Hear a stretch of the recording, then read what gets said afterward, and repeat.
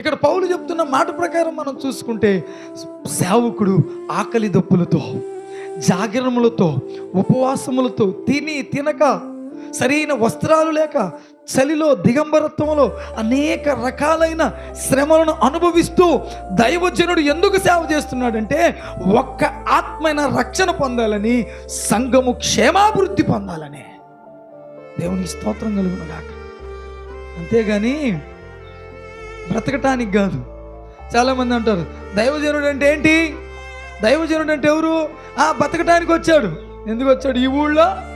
ఈ ఊళ్ళో బతకటానికి రాలా, ఆ ఊళ్ళో బ్రతకటానికి రాలా. దైవజనుడు అంటే బ్రతికేవాడు కాదు, దైవజనుడు అంటే బ్రతకటానికి వచ్చేవాడు కాదు. దైవజనుడు అంటే క్రీస్తులో అనేకులను బ్రతికించేవాడు. నశించిపోయే ఆత్మలను, నశించి నరకానికి జోగుతున్న వ్యక్తులను, నరక కోపములోనికి చేరుతున్న ఆత్మలను, క్రీస్తు శిలువ ప్రేమను, క్రీస్తు శిలువ ప్రత్యక్షతను ప్రకటించి వారిని శిలువ సాక్షులుగా మార్చడానికి, పరలోకానికి చేర్చడానికి పోరాడే యోధుడు దైవజనుడు. అంటే బతకలేనోడు కాదు, బతకటం చేతగానోడు కాదు. దైవజనుడు అంటే నీ కోసం బ్రతికేవాడు. దైవజనుడంటే సంఘం కోసం బ్రతికేవాడు. దైవజనుడంటే ఆత్మల కొరకు బ్రతికేవాడు.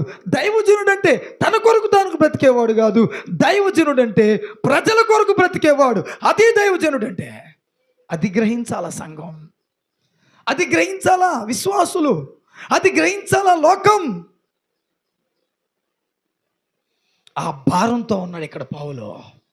ఆ భారంతో ఉండి అంటున్నాడు, ఈ భారం నాకు రోజు రోజుకి ఎక్కువ అవుతుంది అన్నాడు. సంఘాన్ని గూర్చిన చింత నాకు కలుగుతుంది అన్నాడు. అంటూ